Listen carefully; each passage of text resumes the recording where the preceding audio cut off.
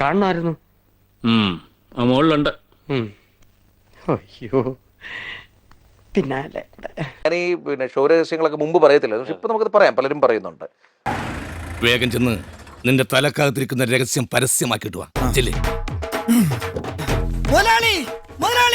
എനിക്ക് കിടക്കെടുത്ത ഒരു വമ്പൻ രഹസ്യം പറയാനുണ്ട്. ഒരു 50ാമത്തെ എപ്പിസോഡ് എത്തിയപ്പോ എന്നെ അന്തസ്സായിട്ട് അവർ വിളിച്ചിരുത്തി പറഞ്ഞു പുറത്താകും.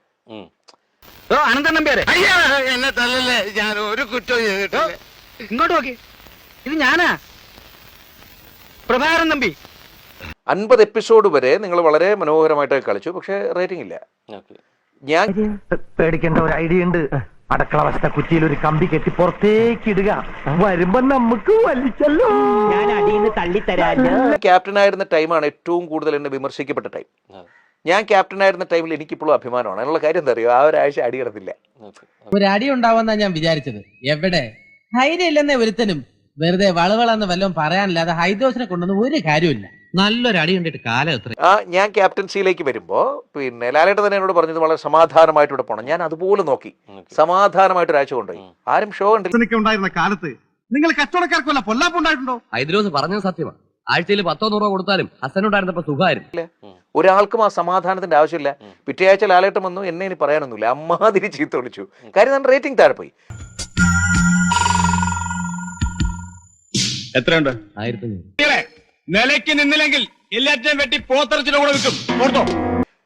എന്നിട്ടും അവർക്ക് എന്നെ പുറത്താക്കുന്നതിലൊരു ചെറിയ സങ്കടം ഉള്ളത് കൊണ്ടാവണം അവർക്ക് എനിക്കൊരു ക്ലാസ് തന്നു. എന്നെ What is this? This is a bag. What is this? This is a book. What is this? This is a pen. What is this? This is a pencil.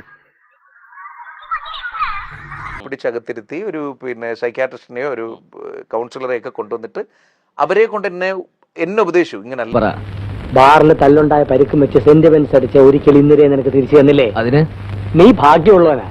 ഗോവേണിയിൽ നിന്ന് ബോധം കിട്ടു വീണ വകയില് നിനക്ക് ഞങ്ങൾ ഒരു പുനർജന്മം തരാൻ പോവാ. കളിക്കണ്ടേ, നിങ്ങൾ അറിഞ്ഞ് കളിക്കണം. ശരിക്കും ആ ചെയ്യണത് ശരിക്കും മറ്റു മത്സരാർത്ഥികൾ ചെയ്യുന്ന ഒരു നീതികേട് കൂടിയല്ല ഇത്. നമ്മൾ എഗ്രിമെന്റ് എഴുതി കയറി എന്ത് നീതികേട്. എടാ നിനക്ക് 100 ആയിസാ. ഞാൻ ഇപ്പൊ ഇവരോട് പറഞ്ഞുള്ളൂ, എന്റെ ആങ്ങളെ വന്ന എല്ലാ പ്രശ്നം സോൾവ് ആക്കാനാ. എന്ത് പണിയായി കാണിച്ചേ? ഈ ബിഗ് ബോസിൽ സംഭവിച്ചൊരു നീതി എനിക്ക് പറഞ്ഞു തന്നെ. എന്നിട്ട് ഞാൻ ആരാണെന്ന് എനിക്കറിയാമോ? താൻ എന്നോട് ചോദിക്ക്, അപ്പൊ തനിക്ക് ഞാൻ പറഞ്ഞു തരാം താൻ ആരാണെന്ന്. मेरा जूता है जापानी, ये बदलून इंग्लिस्तानी, सर पे लाल टोपी रूसी, फिर भी दिल है हिंदुस्तानी.